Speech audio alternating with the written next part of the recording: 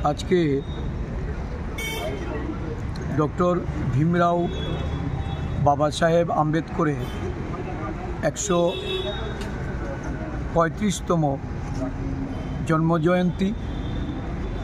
भारत रत्न बाबा साहेब आम्बेडकर उनी शुधु संविधान प्रणेताई छिलेन ना, उनी एकजन अर्थनीतिविद, एकजन समाज संस्कारक।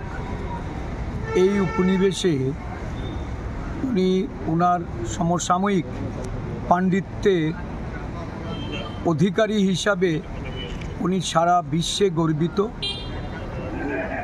রাজনীতিবিদ হিসাবে উনি ভারতীয় সংসদের সদস্য, মন্ত্রী এবং ওনার সময়কালে উনি জাত, বর্ণ এবং সাম্প্রদায়িক যে শ্রেণী লড়াই, এই লড়াইয়ের অন্যতম পুরোধা হিসাবে পৃথিবীর মানুষের কাছে উনি চিহ্নিত।